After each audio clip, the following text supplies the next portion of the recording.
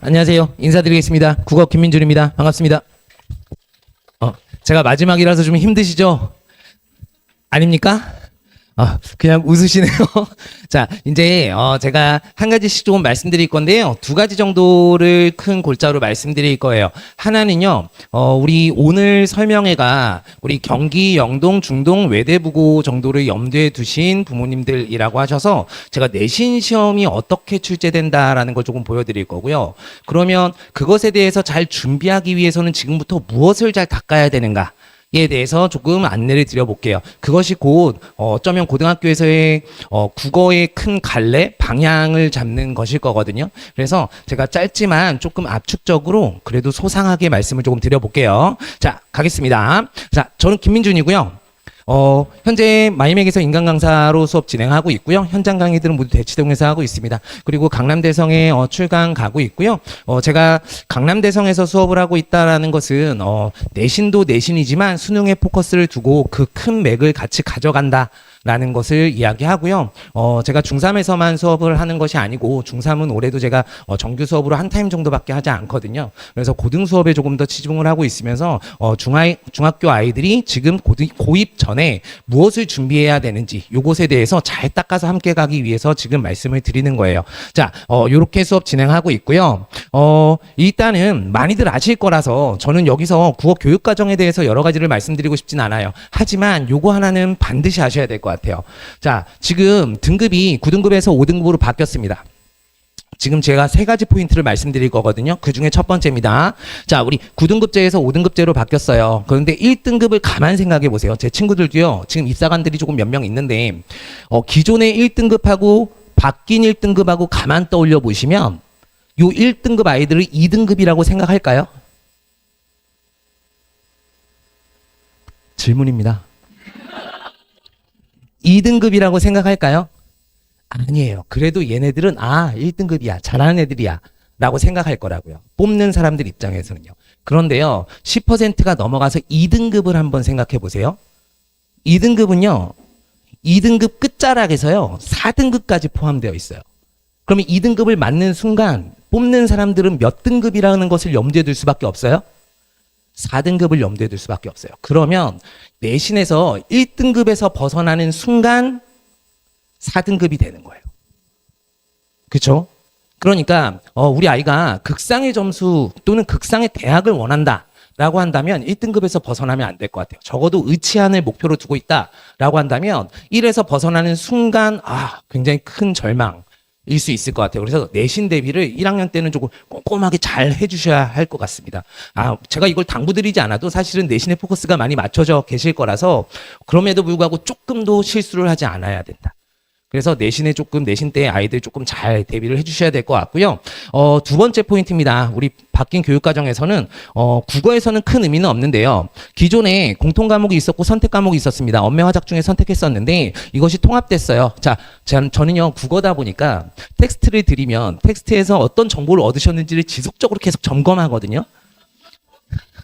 어쩔 수 없습니다. 제 수업 스타일도 그렇고요. 계속해서 질문을 던지는데 자, 무슨 과목이 빠졌나요? 화작 빠졌습니까? 이거 틀린 그림 찾기거든요. 뭐 빠졌습니까? 매체 빠졌죠. 매체가 빠지고 선택 과목이 사라지면서 얘네가 통합형으로 나온다라는 거예요. 그러니까 선택 과목이 기존에는 유불리가 조금 있었어요. 언매에서 언어가 문법이고요. 화작에서 화법이 말하기고 작문이 글쓰기인데 기본적으로 언매랑 화작 둘 중에 뭐가 더 어려웠어요? 언매가 더 어려웠어요. 문법 애들이 어려워하거든요. 그래서 표준 점수의 차이가 났고 어떤 과목을 선택하느냐에 따라서 만점이 달랐던 거예요. 대학 갈 때는 원점수 100점으로 가는 게 아니라 표준 점수, 그러니까 평균으로부터 얼마나 벗어났는지를 수치화해서 그 점수로 대학을 가거든요. 그러니까 결국은 언매를 선택하는 아이들의 만점은 화작을 선택하는 아이들의 만점보다 더 높은 거예요. 다시 얘기하면 연자제처럼 독서랑 문학도 배점이 더 높은 걸로 계산됐다고요. 그래서 이러한 유불리를 없애기 위해서 어떻게 했느냐? 얘네들을 통합했어요. 자, 그런데요. 가만 보세요. 지금 우리 아이들은 이제 이런 거잖아요. 고등국어를 딱 준비하는 입장에서 본다면 텍스트 드렸습니다. 어떤 게 주요 과목이죠? 여기서도 의미를 도출하실 수 있어야 돼요. 제가 앞부분에서 말씀드릴 거 다 드리고요. 뒤에 가서 빨리빨리 그냥 넘어갈 거거든요. 어떤 과목이 주요로 보입니까? 화법이요? 작문이요?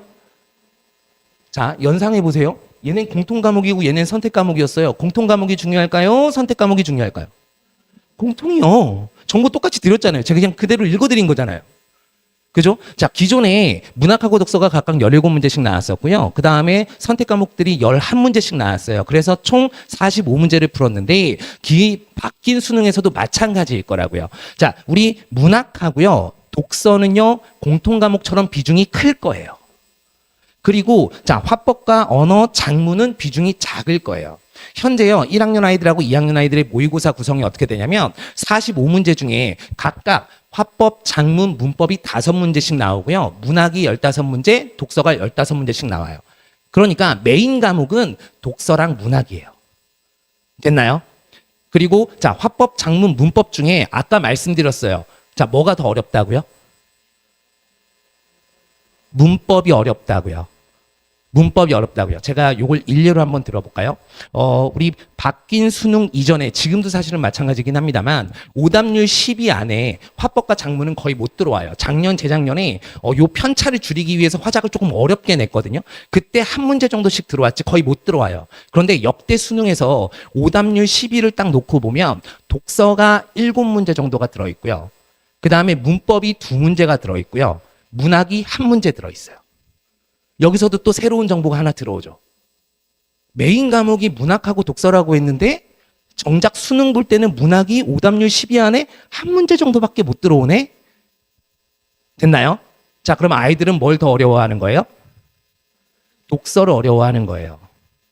요게 포인트예요. 우리 아이가 공부를 잘 하려면요, 어려운 걸 빨리 시작해서 남들보다 더 많이 해야 돼요. 그런데요, 대부분의 요 시기 때 아이들이요, 뭐 합니까? 대부분 다 문학에 치중하죠.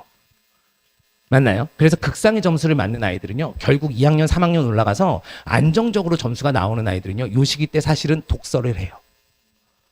그래서 제가 왜 해야 되고 어떻게 해야 되는지를 이제 하나씩 말씀드릴 거거든요. 자, 한번 보도록 할게요. 자, 이제 두 번째 포인트입니다. 자, 내신 국어하고 수능 국어 무슨 차이가 있는가? 요것 또한 조금 잘 보셔야 되는데, 이제부터는 조금만 빠르게 가겠습니다. 자, 우리 내신은요, 기본적으로 지식 기반이에요. 그리고 변별력을 갖춘 문제를 통해서 이제 등급을 나누게 되는데, 학교 선생님이 수업하신 내용을 출제하는 거라고요. 그러니까 얼마나 내 수업을 잘 듣고 얼마나 잘 이해했는가를 기본 베이스로 해요.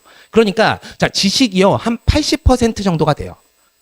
그런데 나머지 20%는요, 이 변별력을 갖춘 문제로 선생님들이 수업하시지 않은 내용을 냅니다. 예를 든다면 학교에서 시가 시험 범위에 있어요. 그러면 또 다른 시를 또 주는 거예요. 그러니까 새로운 수업하시지 않은 시를 주거나 또는 보기 상자를 통해서 또 다른 텍스트를 주고 이 텍스트에 따라서 시험 범위의 작품을 읽어봐라고 안내한다고요. 그런데요, 가만 생각해 보세요. 우리 아이들이요, 공부를 잘한다는 건 어떤 거냐면 100점 만점이에요. 그런데 일반적으로 국어가요, 평균이 몇 점 정도 나오냐면요, 100점 만점에 한 80점 조금 밑돌아요. 70점 중반 정도예요.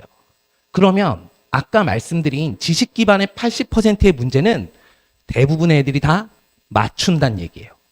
결국은요, 이 변별력을 갖춘 문제 한두 문제를 누가 맞추느냐에 따라서 등급이 나뉘어요. 고등학교 시험요, 요 등급이 어느 정도냐면요, 1등급하고 2등급하고 몇 문제 정도 차이 나면 등급이 갈릴까요? 한 문제예요. 한 문제가 채 차이가 안 나요. 소수점으로 0.3점, 0.4점이면 등급이 갈려요. 그거에 따라 애들이 울어요. 실제로 1등하고 기존에 1등하고요, 11등하고요, 전교 얘가요, 소수점으로 0.23점이면 갈려요.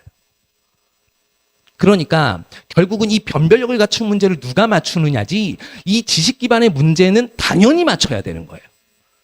그러니까 우리가 포커스를 둬야 될 건, 성실한 이 지식을 익히고 변별력을 갖출 수 있는 선생님이 말씀하시지 않은 또 다른 텍스트를 내가 읽어야 되는구나를 생각하셔야 된다고요. 그래서 제가요, 항상 강조드립니다. 아이들이요, 문학에서요, 많은 작품을 보면 정말 잘할 것 같죠? 아니에요.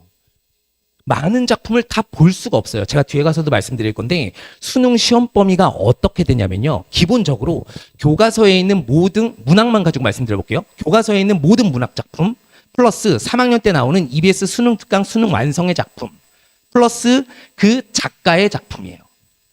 그런데요. 교과서에 있는 작품만 제가 조교쌤들 우리 연구진들 시켜가지고 세봤어요. 11종 교과서에 몇 개냐면요. 1047개예요. 문학 작품이요. 우리 이번에 시험 범위 때 아이들 문학 작품 몇 개나 들어갑니까? 시험 범위 때. 질문 드렸잖아요. 몇 개나 들어갑니까? 중학교 시험에서요. 문학 작품이 많이 들어가면 5개. 고등학교 시험에서도요. 시험 범위에 교과서 위주로 하는 학교에서 많이 들어가면 한 13개 들어가요. 그걸 달달달달 죽고 살고 외우고 있다고요. 그런데요. 이걸 1047작품 다 볼 수 있을까요? 이렇게 잣서에 있는 대로 다 외우면서 할 수 있을까요? 못해요. 설마 한다손 치더라도 효용감이 굉장히 낮습니다. 작년 수능에는요. 교과서에서 한 작품도 안 나왔어요. 재작년에 한 작품, 그 전년도에 한 작품, 그 전전년도에도 한 작품 나왔어요. 그러니까 내가 아는 작품이 수능에 나올 거라는 생각을 하고 있으면 결국은 이렇게 된다고요. 내 눈앞에 있는 텍스트만 막 외우려고 한다고요. 이 작품 내가 하나 아는 게 중요하다고. 근데 하나도 안 중요해요. 그래서 기본적으로 텍스트를 읽을 수 있는 능력이 가장 중요하고요. 그것이 곧 변별력을 갖춘 문제를 풀어낼 수 있는 힘이에요. 그러니까 이 힘을 길러주셔야지 자꾸 작품을 많이 보려고 하면 안 됩니다. 그리고 두 번째, 수능에서는요. 기본적으로 사고력이 베이스예요. 아까 말씀드린 대로 수능에서는요. 아는 작품이 나올 확률이 없다고요. 그러면 이 작품을 내가 읽어낼 수 있는 힘이 필요한 거고 비문학 지문에서 이 지문을 내가 읽어낼 수 있는 힘이 필요한 거예요. 그리고 물음에 따라서 사고할 수 있는 힘이 필요해요. 그게 바로 수능에서의 국어예요. 그래서 사고력이 베이스고요. 그 다음에 낯선 지문을 어떻게 읽을 수 있는가 그 능력치까지 갖추는 거예요. 그러니까 전혀 달라요. 내신에서는 기본 성실도 베이스에 글 읽을 수 있는 힘. 수능에서는 글 읽을 수 있는 힘에 생각할 수 있는 힘이 필요해요. 그래서 기본적으로 이러한 국어에서의 내신과 수능을 잘 하려면 어떻게 해야 되느냐라는 걸 보여드릴 건데 제가 지금은요 뭘로 보여드릴 거냐면 사실은 이게 저작권이 있어서 제가 싫으면 안 되는데 오늘은 이렇게 특별히 학교 타겟으로 오셨다고 해서 제가 시험지도 좀 실어드렸어요. 한번 보실게요. 이게요 영동고등학교 시험지거든요. 지금 해상도가 조금 낮네요. 인쇄된 것도 그렇습니까? 아이고야. 그런데요, 그래도 보실 수 있는데요. 제가 하나씩 말씀드려 볼게요. 보세요. 이게요, 지난 중간고사 때, 올해 중간고사 시험지입니다. 영동고. 자, 지금 작품이 2개가 있는 거고요. 여기를 보세요. 거기도 흐려서 제가 설명드리는 걸 보시면 될 것 같아요. 작품이 가작품 시 있고요. 나작품 시 있습니다. 그리고 문제들이 이렇게 있는데, 여기 보이십니까? 여기요, 보기상자가 이만큼 있어요. 그러니까 이 보기상자가 어떤 역할이냐면 이런 거예요. 학교에서는 말씀하신 적이 없지만 이 보기상자의 내용에 따라서 작품을 분석해봐라고 하는 거거든요. 여기서 중요한 시발 포인트는 뭐예요? 지금 욕한 거 아닙니다. 시작한 포인트는 뭐예요? 이 작품을 내가 아는 게 아니라 이 보기상자의 내용대로 작품을 읽어야 선지가 판단된다고요. 얘가 3박자예요. 보기상자의 내용을 알고 이대로 작품을 읽은 뒤에 그것에 대한 진술이 선지에 맞게 됐는지 정오 판단하는 거라고요. 그러면 이걸 읽을 수 있는 힘이 없으면 의미가 없어요. 보기상자에서 뭘 얘기하는지 모르면 작품을 아무리 열심히 공부해도 선지 판단이 안 돼요. 그래서 요 능력치를 계속 내신에서도 요구해요. 여기도 보세요. 보기상자 하나 주고요. 죽을 줬고요. 또 다른 작품을 줬어요. 이런 식인 거예요. 요런 문제를 맞춰야지 1등급이 나와요. 결국은. 자, 우리 영동고등학교가 사실은 방향으로는 굉장히 좋습니다. 어떤 식으로 좋냐면 그래도 오늘은 학교 타겟으로 오셨으니까 시간 좀 괜찮으십니까? 제가 약속된 것보다 한 5분만 더 하겠습니다. 우리 그 영동고등학교가요. 교과서를 거의 안 써요. 교과서에서는 문학작품만 뽑았습니다. 근데 문학작품이 많지 않아요. 10작품도 안 됩니다. 문학작품만 뽑아 쓰고요. 부교재를 쓰는데 부교재를 수능에서 주요 과목 전체를 다 씁니다. 그러니까 문학도 부교재가 있어서 수능 기출을 가지고 분석해서 쓰고요. 그 다음에 비문학, 독서도 부교재로 하고요. 그 다음 문법도 부교재로 해요. 그러다 보니까 범위가 굉장히 많아요. 여느 학교에 거의 예전에는 6배 정도 됐거든요. 근데 지금은 한 3배 정도로 줄긴 줄었어요. 3배 정도요. 그런데요, 맨 처음에요, 제가요, 영동고등학교 수업하면서 학교 선생님들 욕을 엄청 했어요. 애들이 다 소화도 못하는데 제가 수업해보면 알거든요. 저도 이제 학교 시험 범위를 따라가야 되니까 수업 속도를 굉장히 높여서 수업하거든요. 근데 애들이 못 따라와요. 문법 같은 경우에 이해 못하는 게 보여요. 근데 수업해야 돼요. 제가요, 그냥 넘어가지 못해서 내신 수업할 때요, 보강으로 막 3번, 4번씩 불러서 그냥 하거든요. 막 무료 보강으로. 영동 범위가 하도 많아서. 다른 학교 6번 대비할 때요, 얘네 막 10번씩 불러서 제가 수업해요. 그렇게 해야 끝낼 수 있어요. 그러니까 농담을 한마디도 못해요. 영동 애들 좀 불쌍해요. 제가 원래 썰을 많이 푸는 스타일인데 단 한 번 썰 없이 3시간에서 3시간 반 또 앞뒤로 붙여가지고 제가 늘려서 막 수업하거든요. 그렇게 해야 겨우 범위가 끝나요. 근데요, 맨 처음엔 엄청 욕했어요. 애들이 이해를 못하니까. 아, 못하는 것 같은데 그냥 넘어가는 건 가르치는 사람은 되게 괴로운 일이거든요. 근데 그럴 수밖에 없었어요. 그랬는데 이게요, 2년, 3년 되니까 애들이 좋아지는 게 보이더라고요. 학교에서요, 일단 막 선생님들도 수업을 못 하세요. 그래서 어떻게 하냐면 영상을 올려요. 이게 코로나 폐해예요. 코로나 이후에 수업을 못 하시면 영상을 올려놓고 영상에서 봐. 이렇게 해버리세요. 그리고 문법 같은 경우에 굉장히 많은 분량인데, 영동 안 보내주고 싶으실 수도 있겠는데요. 굉장히 많은 분량이에요. 예를 든다면 2학년의 엄매 과목에서 문법에 2학년 한 번 고사 분량을 그냥 똑같이 해버려요. 그런데 이걸 수업 시간에 한 2번에 끝내버리세요. 50분짜리 2번에 끝내버리세요. 그러니까 굉장히 빨라요. 그리고 교재도 거의 이제 3학년용으로 다 올라갔어요. 예전엔 1, 2학년용으로 하다가 이제 아예 3학년 기출로 다 올라가 버렸어요. 그래서 지문도 굉장히 어려워요.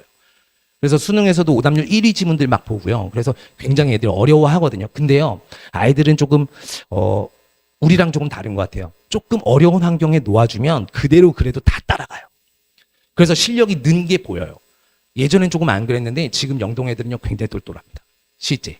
그리고 1년 지나면요, 굉장히 좋아진 걸 볼 수 있어요. 근데 2학년 되면 시험 문제가 좀 쉬워요. 그래서 난리 납니다. 2학년 때. 아무튼 자, 이렇게 이제 출제가 되고요.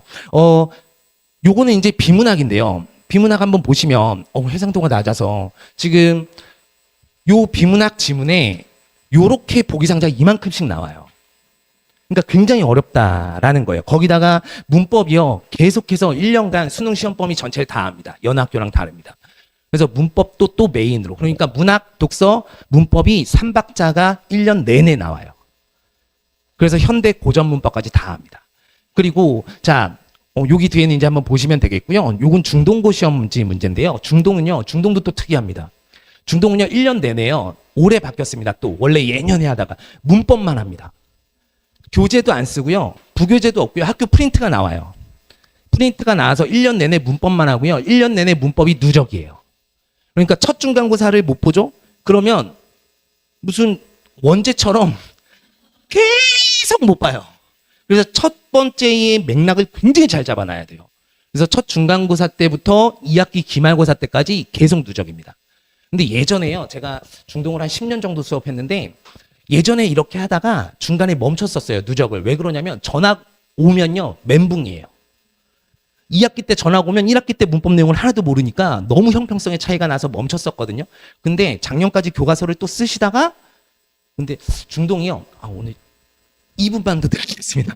중동이요, 1학년 때 문법만 하고 2학년 1학기가 화작이고요, 2학년 2학기가 문학이에요. 이러다 보니까 문제가 되게 많았거든요. 그러니까 아이들이요, 문학을 본격적으로 공부하는 게 언제냐면 2학년 2학기가 됐던 거예요. 그럼 너무 늦죠. 원래 1학년 교과서에는 모든 영역이 다 들어있거든요. 그래서 1학년 교과서에선 모든 영역을 맛보라는 거예요. 화법, 작문, 문법, 그리고 매체, 독서, 문학까지 모두 맛보라고 하는 게 공통 국어인 거거든요. 그런데 교과서를 안 쓰시면서 문법만 하시고 2학년 1학기는 화작만 하시고 2학년 2학기에 문학을 하시다 보니까 아이들이요, 문학을 닦는 게 너무 늦어요. 그래서 제가 그것 또한 또 계속 요구를 했었어요. 애들한테도 부모님한테도 말씀하실 수 있으면 학교 가서 말씀 좀 해주세요. 이거 바꿔야 됩니다. 왜냐하면 1학년 때 기본적인 것들을 좀 닦고 올라가야 2학년 때 편안하거든요. 그랬는데 요게 교과서를 쓰시다가 다시 바뀌었어요. 바뀌어서 문법만 또 하십니다. 네, 문법만 또 하십니다. 그리고 서술형이 기가 막힌데요. 얘네는요, 1학기 때는 비문학 지문을 주시고요, 2학기 때는 소설 지문을 주는데 문단별로 한 문장씩 요약해야 돼요. 그리고 이렇게 새끼 문제가 한 문제, 두 문제가 딸려져 있어요. 이건 학교에서 수업하시지 않은 지문이에요. 그러니까 50분 동안 객관식 문제 17문제를 풀고요. 문법 서술형 3문제를 풀고 이렇게 두 지문을 요약한 뒤에 새끼 문제까지 풀어야 돼요. 이것 또한 뭐예요? 텍스트를 읽지 못하면 너희들은 점수가 나오지 않아 라는 식으로 계속 보내고 있는 거예요. 굉장히 어렵습니다. 실제로요, 우리 중동 애들은요, 제가요, 요거 아예 시간까지 재서 계속 훈련을 시키거든요. 그리고 요약하는 법까지 해서. 근데 심장 약한 애들이요, 굉장히 취약해요.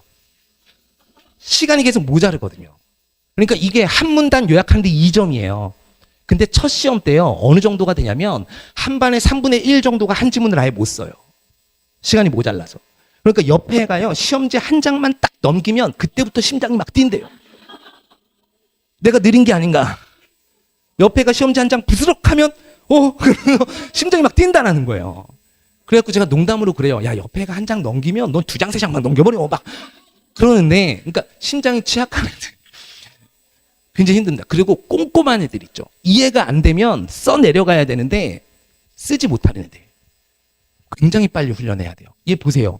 지금 아무것도 안 써있죠. 이거 실제 시험지거든요. 여기에 쓸 시간이 없어요. 답안지에 바로 써야 돼요. 깨끗하죠. 새 시험지 같죠. 이게 실제 시험지예요. 이렇게 되고요. 자, 그다음에 경기고 같은 경우에 보세요. 경기고는요, 지문을요 전혀 안 줄여요. 만약에 교과서에 소설이 실려져 있죠, 소설 전문 다 실어버려요. 얘네 여기 여백조차 하나도 없는 거 보이십니까? 여백조차 없죠. 한 지문이요, 한 면, 그리고 여기까지 갔어요. 그러니까 경기고는요, 양으로 때려요. 그 대신 외부의 건 안 씁니다. 그 대신 외부 작품들은 나오긴 하는데 또 다른 교과서 외적인 걸 시험 범위로 주시진 않아요. 그런데 이 학교는 서술형이 기가 막혀요. 문제수로는 몇 문제 안 내는 듯이 해놓고 여기 해상도가 좋았으면 좋았을 텐데 요 문제 보시면 서술형이 한 문제 같죠. 그런데요, 가로 1, 2, 3, 4가 있어요. 여기도 보세요. 한 문제 같죠? 괄호 1, 2, 3, 4, 5, 6이 있어요. 그러니까 서술형이 한 문제가 아니라 결국은요, 한 10대 문제 됩니다. 그러니까 얘네들은 시간이 굉장히 오래 걸릴 뿐더러 정확하게 알고 있어야 돼요, 내용을. 대신요, 내용이 굉장히 어렵진 않아요. 그래서 내용 측면으로 조금 쉽지만 시간이 조금 모자랄 수 있는 학교라고 생각하시면 되고요. 자, 그 다음에 요건 외대부고 시험지입니다. 간단하죠. 얘는 지문으로 안 때려요. 그러니까 기본적으로 읽기 능력이 좀 된다라는 판단하에 문제를 내거든요. 근데 범위가요, 굉장히 광범위해요. 실제 지금 문학 보이시고요. 여기가 문학이고요. 그다음에 문법이 나오는데 문법 정도가 이게 이번 중간고사 시험지거든요. 어느 정도냐면 의문하고요, 단어하고요, 문장까지 다 들어갔어요. 이건 무슨 얘기냐면 현대문법 전체가 시험 범위예요. 굉장하죠. 그러니까 이게요, 현대문법을요 어느 정도 만에 끝내는 거냐면 고2에서 한 학기 만에 끝내는 분량이 현대문법이에요. 빠르게 나갔을 때. 근데 그게 전체 다 들어가 있어요. 그러니까 제가 이걸 조금 정리하자면 보세요. 기본적으로 1학년에서 메인은 문학 그리고 문법이거든요. 뒤에 가서 제가 말씀드릴 건데, 근데 학교에서는요 계속해서 우리 아이들한테 이 글을 너 잘 읽을 수 있니? 라는 걸 계속 요구해요. 텍스트를 잘 읽을 수 있는 능력치가 굉장히 중요하다라는 거. 이거 제가 지금 계속 말씀드리고 있는 거예요. 실제로요, 부모님들 여기요. 제가요, 수업 중에서 제가 굉장히 또 애정 가지고 끌고 가고 있는 반이 하나 있는데 그게 뭐냐면 고2에서 이제 앞으로 설명해 하면 시즌별로 계속 저를 더 자주 이제 뵙게 될 것 같은데 고2에서 선수능반이라고 해서 1년 내내 3학년처럼 수능을 끌고 가는 반이 있거든요. 얘네를 제가 35주 커리로 끌고 가요. 고3하고 주차수가 똑같습니다. 이렇게 해서 수능만 끌고 올라가는데 이 아이들이요, 기본적으로 맨 처음에 만나면 2학년쯤 되니까 문학 개념도 조금 되어 있겠지? 그리고 글 읽는 능력치도 좀 있겠지? 제가 4년 전에 이 수업을 맨 처음 시작할 때요, 그렇게 기대하면서 수업을 시작했어요. 수능을 들으러 온 아이들이니까.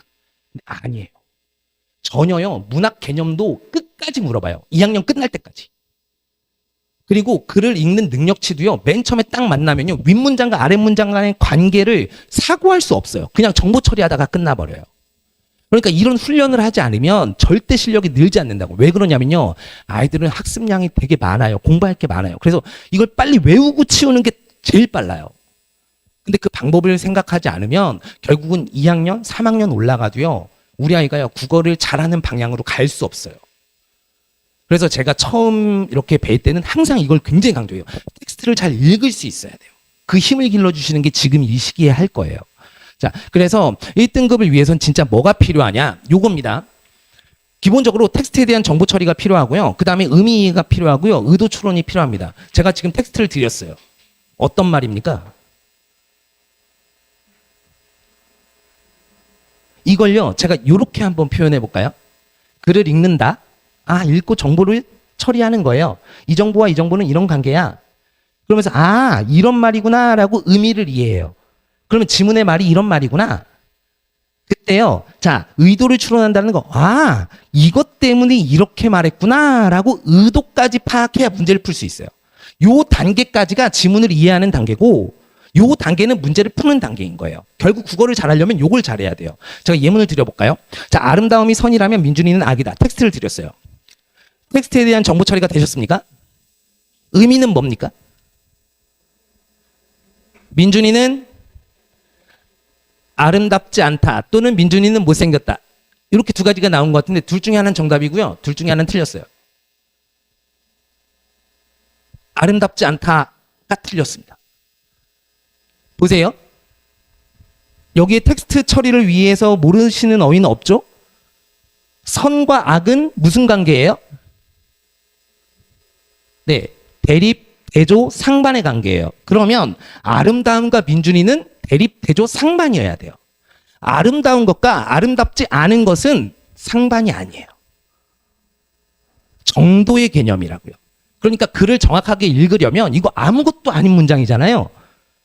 민준이는 아름답지 않다라고 하면 안 돼요. 이걸 제가 애들한테 이렇게 문장을 주죠. 그러면 씩 웃어요. 민준이는 추악하다 막 이걸 외치는데 추까지는 괜찮지만 악은 아니잖아요. 그죠? 추악하다까지는 아닌데 자, 아름다움과 민준이가 상반이어야 돼요. 그래서 민준이는 추해야 됩니다. 그러면 여기까지가 의미를 이해하는 거예요. 그러면 지금 어떠한 조건을 주고 가정을 하고 그 뒤에 진술을 했죠. 마지막입니다. 의도를 추론한다라는 거. 왜 이렇게 얘기했을까요?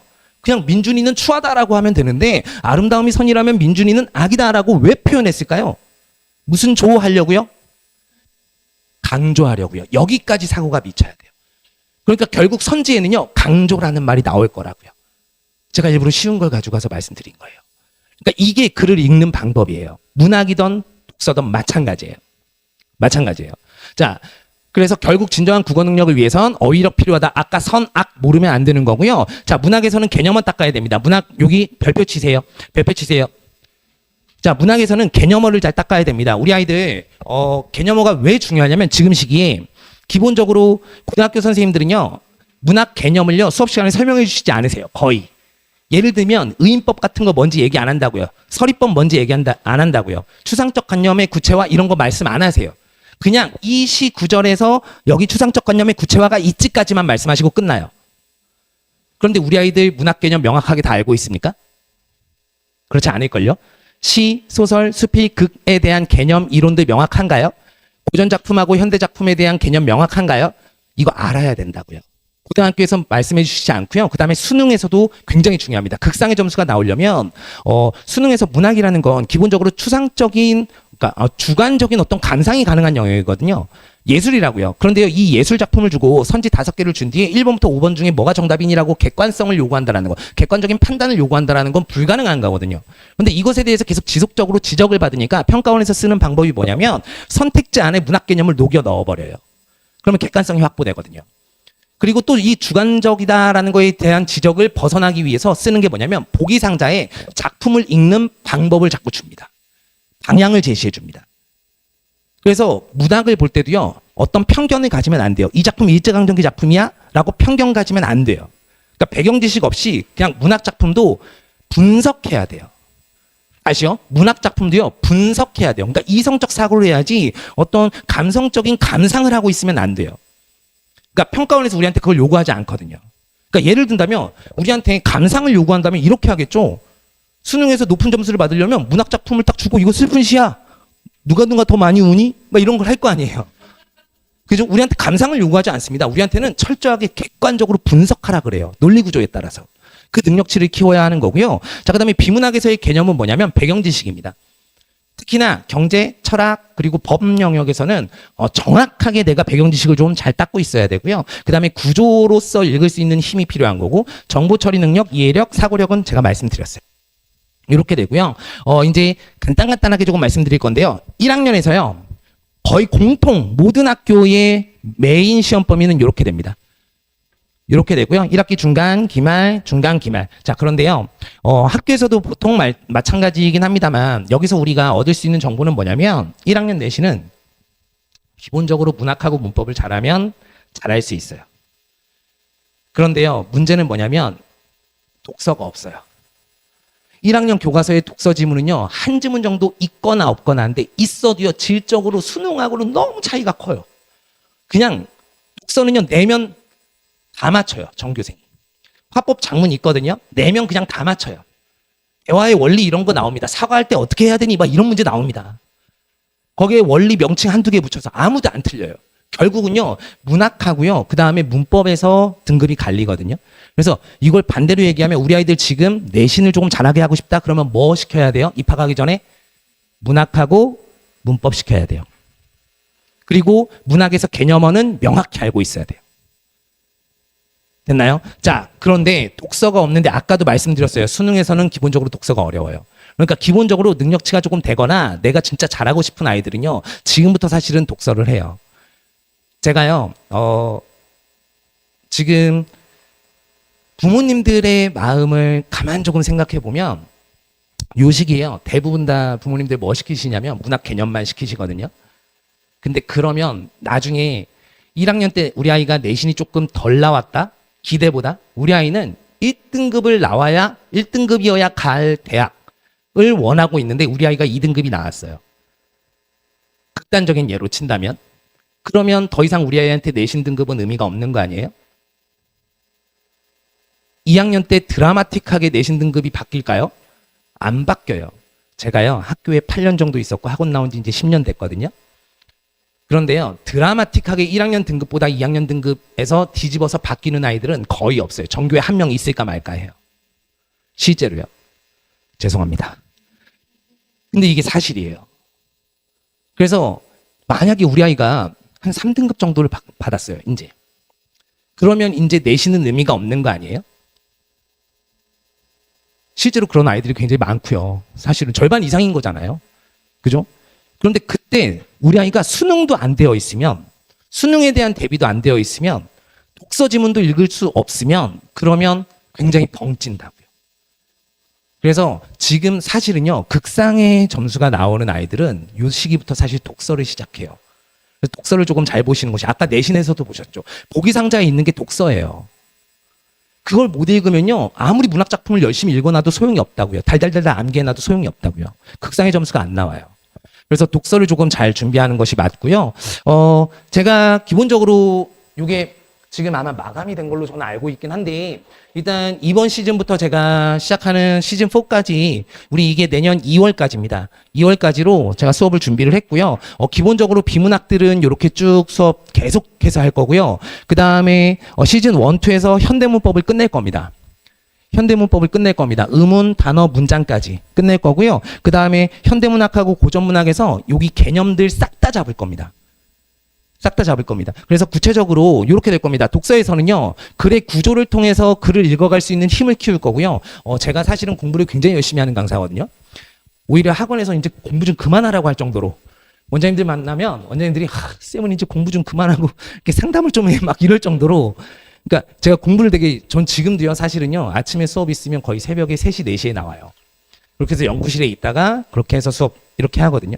수업을 제가 조금 못하고 수업이 끝나면요 기분이 너무 안 좋아요. 그래서 굉장히 수업을 열심히 준비하는 사람인데 근데 제가 평가원에서 나온 지문들을요 다 펼쳐놓고요 구조로 다 분석을 해봤어요. 그랬더니 딱 6가지면 떨어져요. 이 6가지 구조 안에 다 떨어집니다. 그래서 이 구조를 통해서 아이들이 글을 읽을 수 있는 힘을 키울 거예요. 문장하고 문장 연결시키고 문단과 문단 연결시키고 그 문단 전체를 통해서 주지까지 뽑는 훈련을 계속하게 될 거예요. 그런데요. 아이들이요. 이게요. 나중 되면 3학년쯤 되면요. 스스로 굉장히 지문을 많이 보다 보니까 스스로 체득해요. 수업은 할 수 없지만 이런 구조지라고 체득하거든요.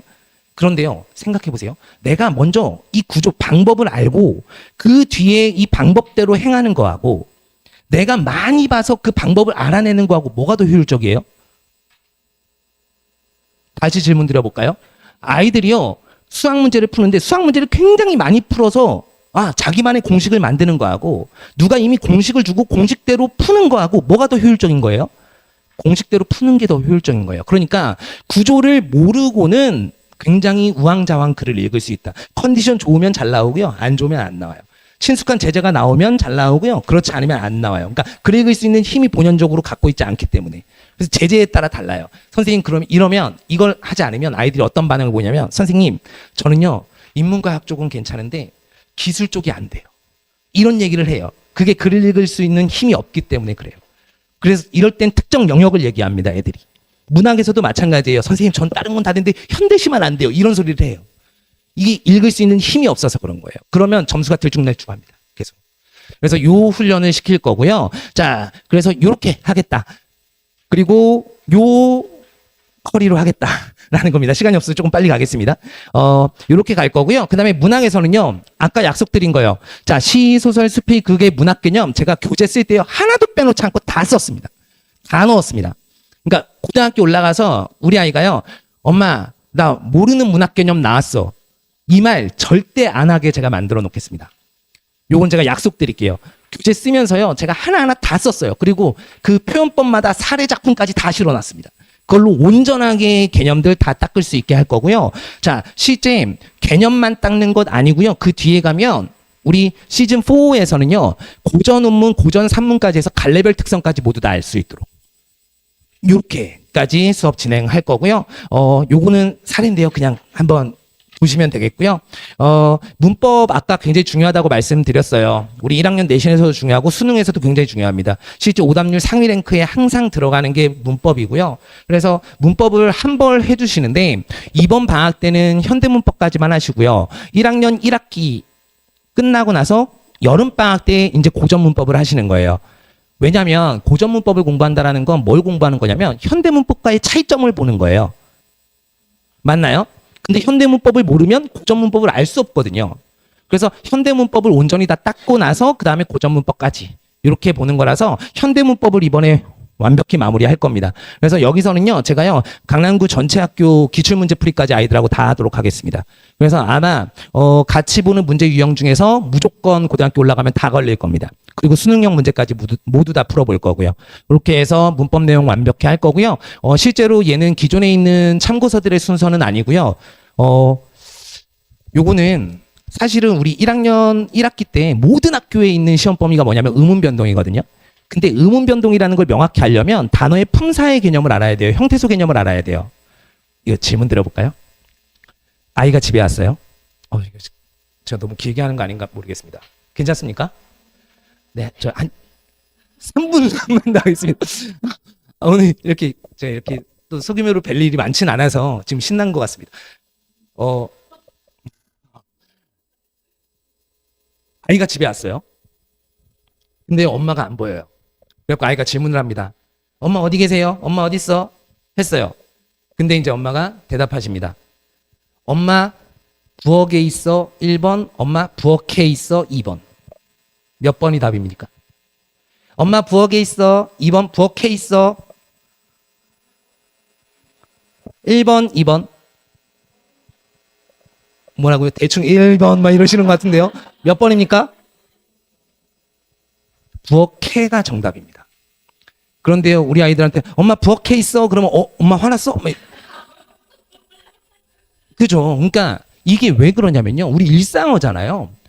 우리 애라는 것은요, 조사예요. 그런데 1학년에서는 조사라는 걸 배우잖아요. 조사고 형식 형태소예요.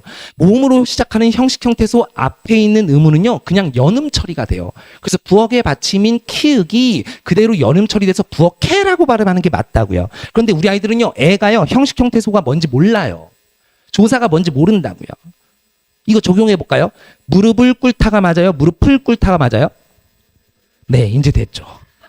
이런 겁니다. 그러니까 우리 아이들이요, 의문을 잘 하려면 품사 개념도 알고 있어야 되거든요. 그런데요, 1학년 교과서에는 품사는 없어요. 그래서 결국은 제가 교재를 쓸 때요, 아이들이 알 수 있는, 그러니까 제가 암기를 너무 싫어하거든요. 그래서 고등학교 때 선생님이 관동별고 외우라 그래가지고요, 제가 한 달 내내 맞은 적이 있어요. 그냥 가서 그냥 맞았어요, 계속. 외우기 싫어서요. 교과서 페이지로 11페이지인 곡전 시간을 외우라는 거예요. 그래서 제가 그냥 맞았어요. 그 정도로 암기를 싫어하거든요. 그래서요, 수업할 때도요, 아이들 최대한 암기를 조금 부담 없게 해주려고 굉장히 노력하거든요. 그래서요, 실제 교재의 순서도 바꿨습니다. 원래 의문부터 안 하고요, 단어부터 할 겁니다. 품사부터 해서 요걸로 인해서 그러니까 의문 먼저 하면요, 단어 한 뒤에 의문을 다시 공부해야 돼요. 내용이 달라지거든요. 아는 만큼. 그래서 순서대로 수업을 할 거고요. 최대한 암기시킬 것들을 암기시키면서 갈 겁니다. 문법은요, 기본적으로 이렇게 돼야 돼요. 자판기에 내가 동전 넣고 버튼 누르면 음료수 나오듯이 툭 누르면 나와야 돼요. 그렇게까지 암기하지 않으면 효용감이 굉장히 떨어져요. 나중 되면 무조건 잊어요. 잊지 않으려면 1년 내내 문법을 계속 풀어보면서 있어야 돼요. 그렇게 할 수는 없잖아요. 그죠? 그래서 한 번 암기할 때 완벽하게 암기를 해야 되고요. 5개념도 굉장히 많아요. 실제 우리 뭐 인터넷에 올라와 있는 문법 개념들은요, 5개념도 정말 많습니다. 장난 아닙니다. 그래서 아이들 인터넷 찾아보고 공부하면요, 큰일 납니다. 진짜로. 그래서 완벽하게 현대 문법 끝낼 거다라는 거고요. 뒤에는 이제 그냥 쭉 보시면 되겠습니다. 이런 커리로 진행을 할 거고요. 제가 커리 시즌별로 이렇게 진행하겠다 정리해 드렸고요. 수업은 이렇게 진행하겠습니다.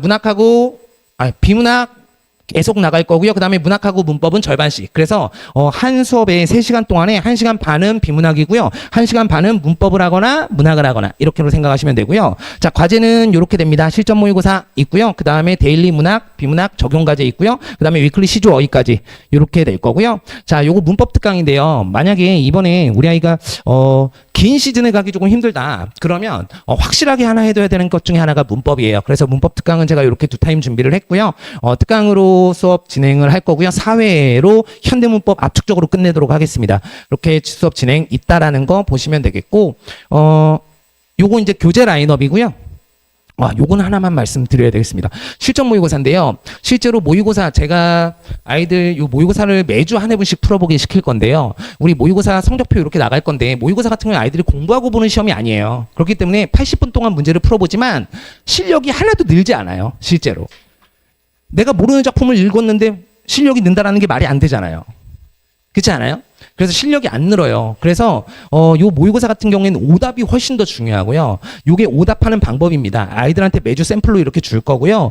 실제로 선지별로 어디에 근거를 잡아서 왜 틀리고 왜 맞았는지를 분석해 오게 시킬 거예요. 실제 이번에 예비고일 수업은 제 제자들 중에 서울대 의예과 간 친구들로만 조교쌤들을 다 구성을 했거든요. 이 친구들이 다 제 수업을 들었고요. 그래서 제가 수업 들어가 있는 동안 아이들이 이거 검사해 줄 건데, 우리 조교쌤들이 실제로 여기다가 굉장히 적나라하게 씁니다.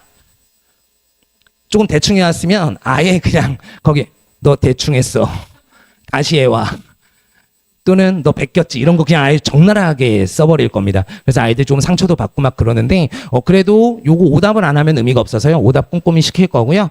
그 다음에 어휘랑 시조, 어휘 굉장히 중요합니다. 그래서 어휘 나중에 시간이 더 있을 때 제가 더 말씀드리겠습니다만, 우리 아이들의 어휘력은요, 우리 수준에선 괜찮다고 볼 수 있지만 평가원의 수준하고는 굉장히 차이가 커요. 실제로 언어적 감각이 다릅니다.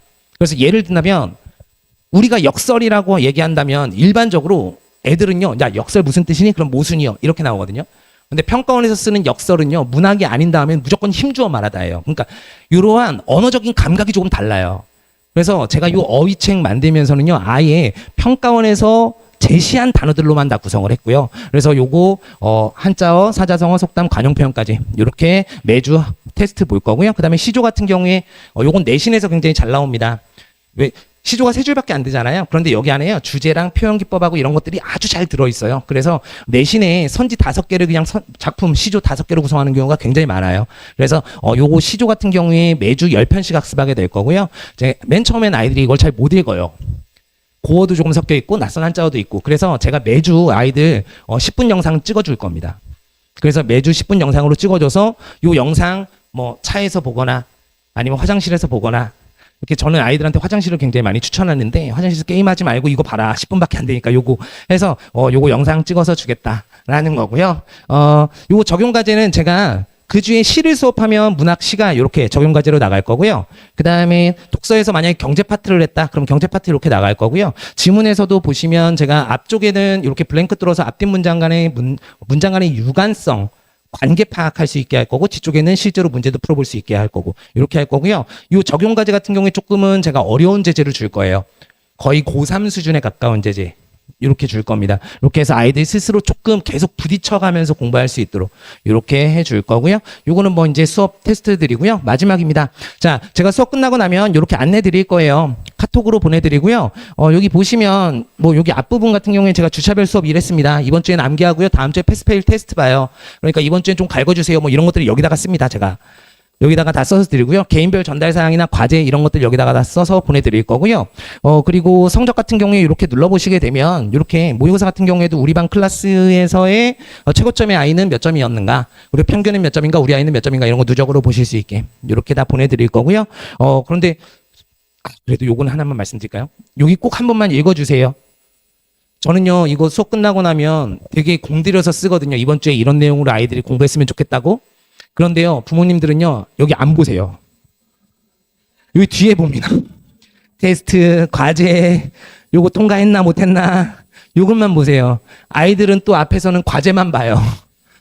요거 안 보고요. 그래서 요거는 저만 공허하게 쓰고 있는 느낌이 좀 있거든요. 그래서 요거 꼭 보시고 저랑 호흡 좀 같이 해주시면 좋겠다. 네. 이렇게 해서 마지막 안내까지 드리겠습니다. 그래서 학원 번호들 이렇게 있고요. 여기 연구소 번호로 연락하시면 제 실장님이 상담도 해주실 거고요. 행정실장님이 또 어떻게 수업된다라는 거 이렇게까지 말씀해 주실 겁니다. 제가 오늘은 조금은 그래도 학교 타겟이고 소규모로 오셨기 때문에 조금은 길게 했습니다. 힘드셨을지 모르겠어요. 제가 뵐 기회가 있으면 이렇게 주저리 자꾸 말을 하게 되네요. 우리 아이들 준비 조금 잘 해서 고입 올라갔을 때 정말 조금 그러니까 높은 등급 맞아서 좋은 결과 장기적으로 있기를 바라고요. 그리고 한 가지만 눈앞의 것만 보지 마시고요. 1학년 1학기 중간고사 내신이 우리 아이의 국어를 결정하는 거 아니에요. 그래서 너무 눈앞의 것만 보시지 마시고요. 장기적인 거 보셔야 돼요. 제가 지금 요 시기만 수업을 한다면 이런 말씀을 아마 안 드릴 거예요. 그런데 고등학교 전체를 이렇게 수업을 하다 보면 요 시기만 딱 놓고 방향을 잡아오게 되면 우리 조금 학년 올라가게 되면 굉장히 큰 어려움을 당해요. 실제로요. 제가 고등학교에 학교 선생으로 있을 때도 그랬고요. 그래서 요 시기에 조금 방향, 조금 큰 굵은 방향 조금 잘 잡으시기를 바라겠습니다. 이렇게까지 하겠습니다. 김민준이었습니다.